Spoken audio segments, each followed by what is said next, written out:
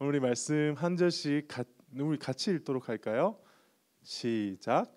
너를 위하여 새긴 우상을 만들지 말고 또 위로 하늘에 있는 것이나 아래로 땅에 있는 것이나 땅 아래로 물속에 있는 것에 어떤 형상도 만들지 말며 그것들에게 절하지 말며 그것들을 섬기지 말라. 나 내 하나님 여호와는 질투하는 하나님인즉 나를 미워하는 자의 죄를 갚되 아버지로부터 아들에게로 3, 4대까지 이르게 하거니와 나를 사랑하고 내 계명을 지키는 자에게는 천대까지 은혜를 베푸느니라. 아멘. 자, 십계명 두 번째입니다. 우상을 만들지 말라. 화면 한번 띄워주시죠. 네, 그 다음이요. 제가 초등학교 때까지는 여러분들도 그러셨겠지만 공부를 잘했습니다. 초등학교 때까지는 보통 다 중학교 때 망하죠? 그렇지 않나요? 초등학교 때까지는 잘했던 것 같은데 초등학교 3학년 때 올림피아드 수학 경시대회 나갔습니다. 혹시 나가본 적이 있는 친구? 나가봤어요? 그래 민성이 나가봤구나. 그때 경주에서 했었는데 나가서 이렇게 시험을 쳐가지고 본의 아니게 최우수상을 받았어요. 그때 받았던 트로피가 기억이 나요. 저런 모양인데 비슷한 걸 찾을 수 없어서 이미지를 가져왔어요. 저런 모양이었는데 밑에는 이제 올림피아드 대회, 수학 올림피아드 대회 최우수상 2, 3, 5에 적혀 있는 날짜와 그렇게 적혀 있는 거였고 위에는 천사가 날개를 펼치고 있는 저 금색, 물론 진짜 금은 아니었고 금으로 이렇게 도금도 아니었을까 막 스프레이 뿌려놓은 것 같은데 금으로 된 트로피를 가져왔어요. 제 평생 처음 받아보는 트로피였어요. 그렇죠. 초등학생이 어디 가서 트로피를 받을 일이 있겠습니까? 가지고 왔더니 우리 어머니 아버지 너무 좋아하시고 그렇지 않습니까? 그때만 하더라도 나는 서울대 갈 거고 아주 허황된 꿈을 꿨던 시기가 있었는데 그렇게 막 좋았어요. 근데 어느 날 그리고 이제 저희 잘 보이는 데다가 전시를 해놨죠. 근데 어느 날 보니까 천사가 없는 거예요. 천사가 없는 거예요. 알고 가까이서 봤는데 저 위에가 똑 부러져 있는 채로 천사가 없는 거예요. 아빠 이게 뭐야? 어떻게 된 거야? 그러니까는 우리 아버지가 저를 앉혀놓고 얘기하시는 거예요. 아빠가 이걸 자세히 보니까는 우상 같아. 그러시면서 이거를 아빠가 신앙에 가르쳐주기 위해서 이계명을 가르쳐주시면서 우상을 만들지 말라고 했던 이 하나님 말씀 때문에 부러뜨려서 버리셨다는 거예요. 그래서 진짜 딱 저 밑에 부분만 있고 위에 거 날아간 채로 딱 전시를 해놓으신 거예요. 그래서 제가 그걸 보면서 처음에는 엄청 낙심을 했다가도 저게 하나님의 말씀인가 보다라고 생각하고 지나갔던 적이 있습니다. 물론 지금 생각해 보면 저희 아버지도 그때는 좀 약간 신앙이 어리실 테니까 그걸 굳이 그러실 필요까지는 없었는데 그래도 저에게는 우상 숭배를 하지 말아야 된다. 새긴 우상을 만들지 말아야 된다라는 말씀 들을 때마다 제 머릿속에 떠오르는 이미지가 바로 저거였습니다. 오늘 본문은 십계명의 두 번째죠. 1계명 기억나시나요? 우리 한번 복습해 볼까요? 나 외에 다른 신을 섬기지 마라. 네, 저 또 왜 이렇게 오늘 PPT에 오타가 많을까요? 그 다음을 넘어가서 첫 번째가 뭐였나요? 특권이 되는 것을 기억해라는 거죠. 1계명은 특권이었어요. 두 번째 애굽을 떠나는 삶을 사는 게 1계명을 지키는 거였습니다. 우리로 치자면은 세상에 세속화된 그 가치관, 세상이 말하는 그 주장들로부터 떠나서 하나님의 백성으로 사는 게 1계명을 지키는 거라고 했습니다. 그리고 세 번째는 하나님의 지독한 사랑 고백, 그 친밀한 사랑 가운데 들어가는 게 1계명이라 그랬어요. 너는 나 외에 다른 신을 섬기지 마라. 자, 오늘 2계명을 보니까는 이 1계명과 되게 비슷하다라고 생각할 수 있을지 모르겠습니다. 다른 신을 섬기지 말라는 것은 결국 다른 우상을 만들지 말라는 것과 같은 것 아닌가요? 1계명이나 2계명 다 같은 건데 굳이 또 나눌 필요가 있을까요? 근데 자세히 보면은 이 1계명과 2계명은 완전히 같지는 않아요. 먼저 본문을 살펴볼게요. 우리 4절 보도록 하겠습니다. 4절에 보면은 너를 위하여 뭐를 만들지 말라고 되어 있죠? 새긴 우상을 만들지 말라. 자, 여기서 새긴 우상은 히브리어로 페셀이라고 하는데 이 말에는 이제 조각을 만들어서 보이지 않는 것을 드러내는 모양 같은 걸 말합니다. 석가모니 상같이. 다음 이미지 보여주시면 돼요. 근데 여기서 이 새긴 우상이라고 하는 게 과연 질문이 들어가는 거예요. 여기서 새긴 우상은 당시 이스라엘 백성들 주변에 있었던 다른 신들이냐 아니면은 하나님이냐 라는 질문이 들어가요. 뭘까요? 여기서 하나님이 새긴 우상 만들지 말라라는 게 우리는 흔히 생각하기는 자, 다른 신들의 우상들, 저기 있는 이상한 동물을 만들어서 신으로 만드는 저런 거 하지 마라고까지는 알고 있는데, 사실 여기 안에는 하나님도 우상을 만들지 말라라는 메시지가 담겨 있다라는 겁니다. 그냥 다른 신들 만들지 말라는 1절에 나와 있죠. 근데 자세히 보시면 이 본문에 어떤 신들인지 그 내용이 특정 나와 있지 않아요. 그냥 모든 우상은 다 안 된다는 겁니다. 모든 형상은 다 안 된다는 거예요. 그래서 이 계명이 사실 강조하는 것은 야, 가서 불상에 절하지 마. 야, 가서 다른 이상한 미신, 옛날에 무슨 천하대장군 그런 거 세워놓고 그거 하지 마라는 것도 있겠지만, 더 나아가서 하나님을 형상화해서 눈에 보이는 이미지로 만들어서 조형물을 만들어서 우주 만물을 창조하신 이 하나님을 인간의 상상력 수준으로 끌어내리지 마.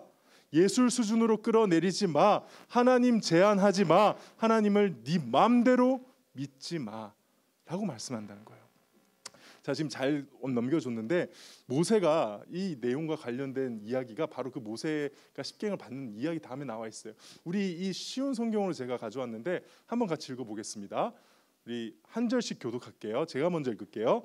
백성은 모세가 산에서 내려오는 것이 늦어지자 아론에게 몰려와서 말했습니다.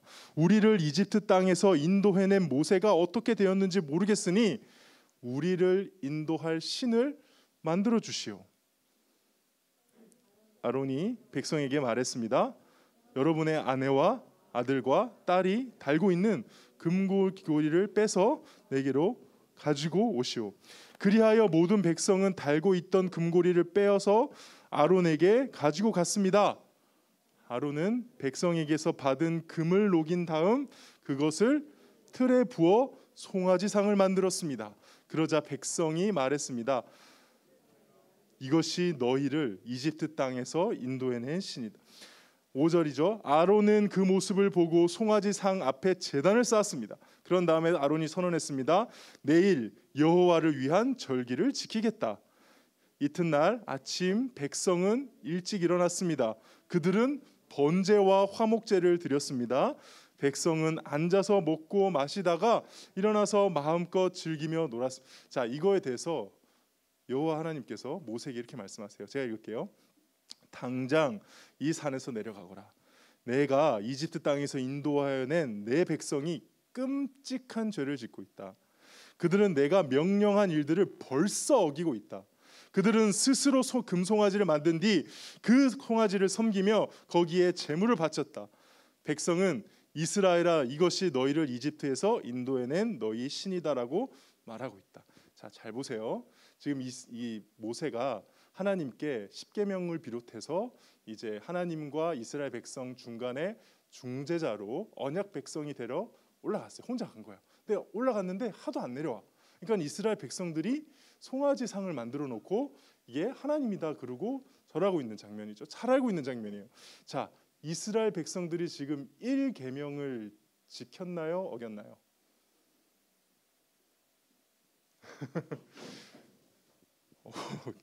지금 이스라엘 백성들이 이 금송아지 만들 때 1계명을 어긴 걸까요? 잘 생각해 보세요. 이스라엘 백성들은 지금 이 금송아지를 향해서 누구라고 했어요? 여호와라고 했어요. 자신들을 애굽에서 구원해낸 여호와 하나님이다라고 자기들은 1계명을 지켰어요. 근데 무슨 계명을 완전히 어긴 거예요? 2계명을 어긴 거죠. 하나님이 참 하나님이신데 그 하나님을 뭐로 만든 거예요? 네, 송아지라는 눈에 보이는 형상으로. 왜냐하면 그 당시 많은 신들의 모습 중에 하나, 되게 대단한 것 중에 하나가 송아지, 금송아지였거든. 그러니까 하나님을 인간이 가질 수 있는 가장 좋은 신의 상상력으로 만들어서 눈앞에 보여주는 것을 하나님이 금지하셨다는 거예요. 이 말이 무슨 말씀이냐? 제발 하나님을 너희 마음대로 만들어서 믿지 마. 제발 하나님을 하나님께서 가르쳐 주시는 대로 보고 믿어야 돼 라고 말씀하시는 거죠. 여러분들, 많은 기독교인들이 다른 건 몰라도 제2계명을 어기는 일은 없다고 다들 자부할 거예요. 제가 그랬어요. 제가 이름이 이사무엘입니다. 집안이 기독교 집안이에요. 저는 여태껏 제사를 본 적이 없어요. 2번 있어요. 군대에 있을 때. 그때도 이름이 이사무엘이기 때문에 너는 당연히 절 안 하겠네, 빼줬어요. 우리 때는 다 자기가 절 안 하면 안 할 수 있었으니까. 여러분들 우상에게 절하신 분 있어요? 석가모니상, 부처님상 앞에 가가지고 절하신 적 있어요? 없잖아요. 우리 생각보다 그런 거 할 일이 없다라고 생각한다는 거예요. 그래서 그냥 아무 생각 없이 넘어가는 게 바로 이 이계명이에요. 나는 이거 절대 어길 일 없어. 근데 오늘 말씀하는 거는 우리도 이 이스라엘 백성들처럼 진짜 금송아지를 만드는 일은 없지만 우리의 생각과 우리의 교만한 마음으로 하나님을 제한해서 우리 마음대로 하나님을 믿는 일은, 우리의 수준으로 낮춰서 하나님을 생각하는 일은 있을 수 있다는 겁니다. 그래서 사실 이 계명은 다시 생각해 보면 우리가 평소에 굉장히 많이 어기고 있는 계명 중에 하나라는 거예요.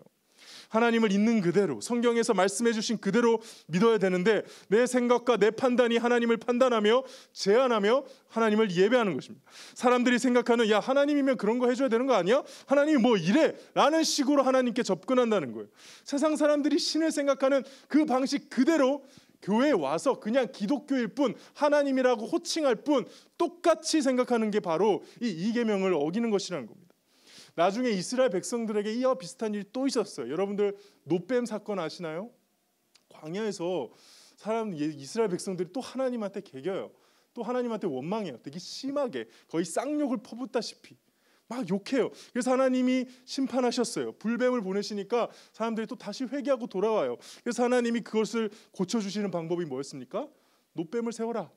쳐다보면 낫게 될 것이다. 어떻게 됐어요? 쳐다본 사람 다 낫고 끝까지 안 쳐다본 사람은 죽었겠죠. 근데 이게 노뱀 이야기 시즌2가 있는 거 아십니까? 이 노뱀이 없어지지 않고 이스라엘 백성이 계속 남아있어요. 그리고 그게 우상이 돼요. 수백 년 동안 이스라엘 백성이 우상이 되어서 사람들이 하나님을 제대로 섬기지 않고 우상 숭배하는데 발목을 잡는 게 돼요. 그래서 나중에 아주 경건한 왕 중에 하나였던 히스기야가 이거를 박살내버리면서 신앙을 바로잡는 장면이 나옵니다. 이스라엘 백성들도 그 오랜 시간 동안 자기가 믿고 싶은 대로 하나님을 믿어가는 이 유혹이 힘들었다는 거예요. 사랑하는 우리 고등부 친구들, 내가 믿고 싶은 대로 하나님을 믿는 건 믿는 게 아닙니다. 하나님을 내 마음대로 제한하면서 믿는 것이 곧 이 이계명을 어기는 우상 숭배입니다. 우리가 예배하면서 하나님을 믿는다고 하면서 얼마든지 하나님을 우상으로 바꿀 수 있다라는 이 무서운 사실을 항상 기억하시며 계속 말씀 앞으로 돌아가는 일을 우리는 해야 한다는 것이죠. 여러분도 한번 마음을 돌아보시기를 바랍니다. 나는 하나님을 있는 그대로 믿고 있는가? 아니면 내 마음대로 믿고 있는가? 그리고 하나님께서는 그 우상을 만들지 말아야 하는 이유로 다음과 같이 말씀하시죠. 5절과 6절입니다. 그것들에게 절하지 말며 그것들을 섬기지 말라. 나 여호와 너의 하나님은 질투하는 하나님인즉 나를 미워하는 자의 죄를 갚되 아비로부터 아들에게까지 3대까지 이르게 하거니와 나를 사랑하고 내 계명을 지키는 자에게는 1000대까지 은혜를 베푸느니라. 자, 일단 눈에 들어오는 것은 질투죠. 우리 입장에서 보면은 남녀 간에 하는 질투의 개념으로 하나님을 이해하기 쉬운데 이것도 아까 똑같은 방법이에요. 인간의 상상력으로 하나님을 제한하는, 아닙니다. 이 사실 질투는 감정적인 하나님의 마음을 드러내는 것이 아니고 하나님께만 온전하게 올려져야 될 그 영광과 존귀함이 그렇게 되지 않았을 때 그것을 용납하지 않으시는 하나님의 거룩한 속성을 최대한 인간의 언어로 그냥 드러낸 것에 불과해요. 그래서 이거를 질투라고 한다고 해서 남녀가 하는 그 유치한 질투로 생각하시면 큰일 납니다. 그 질투가 어떤 건지 뒤에 나오죠. 나를 미워하는 자의 죄를 갚되 아버지로부터 아들까지 3, 4대까지 이르게. 하나님을 미워한다는 건 하나님을 진짜 원수로 여기면서 하나님 반대편에 서는 거거든요. 이렇게 되면 3, 4대까지 그 아들에게로 3, 4대까지 이르게 한다는 거예요. 또 어떤 사람이 이걸 보면서 하나님이 그 사람의 죄를 그 아들과 그 손자까지 이렇게 다 이어서 하는 연좌제를 하시는 겁니까? 그게 아니고 죄의 영향력이 그렇게 크다는 거죠. 아버지가 죄를 짓고 아들이 벌을 대신 받는 그런 개념이 아니에요. 성경은 각자의 죄를 각자 하나님 앞에서 벌을 받거든요. 근데 여기서 죄라는 것 자체가 영향력이 있기 때문에 하나님을 미워하는 행위, 우상 숭배를 하는 행위는 그 자체로 이렇게 큰 영향력으로 미친다라는 거예요. 저주로 미친다는 거예요. 근데 반대로 나를 사랑하고 나의 계명을 지키는 자, 여기는 나를 사랑하고 나의 계명을 지키는 건 같은 거죠. 하나님을 사랑하는 게 하나님의 계명을 지키는 거니까요. 근데 이렇게 하면은 하나님께서는 어떻게 하신다고요? 1000대까지 은혜를 베푸시네요. 여기서 1000대는 정말 1000대를 세는 게 아니고요, 영원히 은혜를 베푸신다라고 말씀을 하시는 거죠.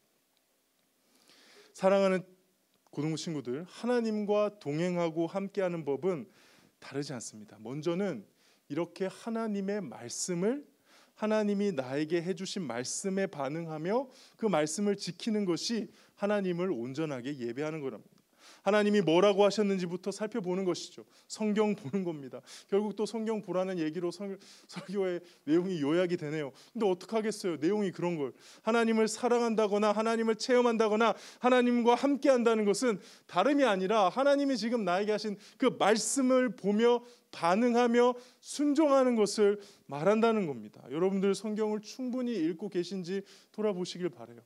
만약에 그렇지 않다면 월요일부터 목요일까지 10시 반 줌으로 와서 같이 읽읍시다. 지금도 같이 열심히 읽고 있는데 제가 개인적으로 큰 은혜를 받고 있습니다.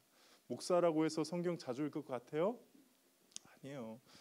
의지를 갖지 않고 노력하지 않으면 성경 읽는 거 참 힘들더라고요.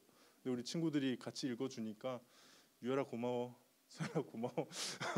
내가 정말 읽기 싫다가도 친구들 생각하면 같이 와서 읽어요. 그럼 읽고 있으면은 진짜 감사하게도 그 어느 때보다도, 왜냐면 그건 설교를 위한 성경 읽는 게 아니거든. 나를 위한 거거든. 읽으면서 막 깨닫고 하루의 삶을 반성하며 마무리하곤 합니다. 여러분들 성경을 읽고 말씀을 가까이 가는 것이 우상 숭배에 반대되는 행위라는 것 기억하십시오. 자, 오늘 그래서 말씀을 마무리할게요. 오늘은 이 계명을 통해서 두 가지 하나님을 예배하고 섬기는 거 바로 잡읍시다. 첫 번째, 하나님을 하나님 되게 합시다. 하나님을 하나님 되게 합시다. 다시 말해 성경에 나온 하나님을 믿으셔야 됩니다. 제발 내가 어렸을 적에 일부만 알고 있었던 나의 편견과 나의 짧은 지식과 교회 좀 오래 다녔다고 해서 익숙해진 그 방식들, 그 상상력이 뒤범벅된 이상한 하나님 믿지 말고 지금 이 성경에 계시된, 그리고 지금도 살아하시고 역사하시는 진짜 하나님 우리 믿읍시다. 쉽게 말해서 하나님 공부 좀 하자는 겁니다. 많은 사람들이 하나님 배우는 일을 하찮게 여겨요. 마치 자기는 다 알고 있다고 생각하거나 알 필요가 없다고 생각하는 것 같아요. 근데 저는 그렇게 되면 절대 하나님을 온바르게 예배할 수 없습니다. 하나님 진짜 알면 알수록 정말 모르겠다. 너무 강대하시다. 내가 감히 하나님의 발톱의 때만큼이라도 알고 죽을 수 있다면 정말 여한이 없겠다. 라는 고백이 우리에게 나와야 되는 겁니다. 여러분들 우상 숭배는 단순히 절 안 하겠다고 하는 수준의 계명이 아님을 기억하십시오. 내가 하나님의 말씀을 더 깊이 묵상하며 하나님을 배우며 하나님을 섬기며 살겠습니다가 이 계명의 진짜 해야 될 고백이라는 겁니다. 두 번째, 진짜 우상은 따로 있다는 거 기억하십시오. 그게 뭐냐? 그때 답을 제가 말해보면, 진짜 하나님의 우상, 하나님의 형상을 나타내는 우상은 뭐 만들어서 있는 게 아니라 우리예요. 우리 창세기 1장 26절 한번 읽어볼까요? 없나요? 제가 읽어드릴게요. 우리가 우리의 모습과 형상대로 사람을 만들자. 그래서 바다의 물고기와 공중의 새와 온갖 가축과 들짐승과 땅에 기는 모든 생물을 다스리게 하자. 이게 언제 하신 말씀이에요? 하나님이 인간을 창조하기 전에 하나님 스스로 말씀하시고 이 말씀하시고 인간을 창조하세요. 그때 뭐예요? 우리가 우리의 모습과, 그러니까 하나님의 모습과 하나님의 형상을 만들자고 하신 거예요. 이때 형상이 그 우상 맞아요. 옛날 그 고대 왕들은 자신의 형상을, 우상을 만들어서 딱딱딱 둔 다음에 거기에 내 통치 영역이다라고 표현했거든요. 그 개념이에요. 하나님의 우상을 유일하게 허락하신 존재가 있는데 그게 누구예요? 저와 여러분이에요. 저와 여러분이 하나님의 우상이에요. 이게 좀 표현이 그렇긴 한데 맞아요. 하나님의 형상이고 유일하게 보이지 않는 하나님을 감히 보이는 걸로 표현된 존재가 바로 저와 여러분이라는 거예요. 그러니까 저와 여러분은 누구처럼 살아야 돼요? 하나님처럼 살아야 돼요. 이 계명을 기억한다면은 우리는 우리의 형상을 구체적으로 만드는 그 말도 안 되는 우상 숭배는 하면 안 되지만은 우리 스스로는 마치 하나님이 우상인 거죠. 많은 사람들이 나를 보고 하나님을 볼 수 있게 하는 그 역할을 감당해야 한다는 것입니다. 하나님이 우리를 원래 그렇게 만드셨다는 거예요. 우리 삶을 통해, 우리의 공동체를 통해, 우리의 관계를 통해 하나님을 드러낸다는 거죠. 우리의 삶을 곰곰이 돌아봅시다. 한 주간 나는 나를 통해서 우리 주변에, 하다못해 우리 부모님에게, 내 친구에게 나를 하나님께 드러냈나요? 우리 공동체를 봅시다. 우리 평화교회 고등부는 하나님만을 드러내는 공동체인가요? 여러분들 그런 질문 해봐야겠죠. 시대가 시대다 보니까 어떤 교회가 좋은 교회일까? 교회가 어떤 방향으로 가야 될까? 저는 하나님의 형상이 되는 교회여야 된다고 생각해요. 사람들이 교회를 보면은 야 저거 하나님이다 라고 느낄 수 있어야 된다는 거죠. 어떻게? 이미 성경은 답을 줬습니다. 서로 사랑할 때. 말씀 한번 볼까요? 그 다음 말씀 요한일서 4장 12절. 네 맞아요. 이거 한번 읽어봅시다. 시작.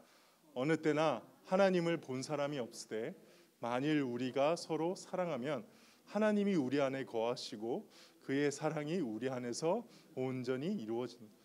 아멘. 성경에서 말씀하는 우리가 하나님을 드러내는 가장 완벽한 방법은 사랑입니다. 저는 여러분들이 서로 장난치고 그런 거 다 너무 좋아요. 우리 이 공동체 안에서 이 밝음과 서로를 소중히 여기고 사랑하는 모습도 참 좋은데 저는 근데 진짜 우리가 서로 사랑했으면 좋겠습니다. 그게 우리가 하나님을 드러내는 방법이라는 것입니다.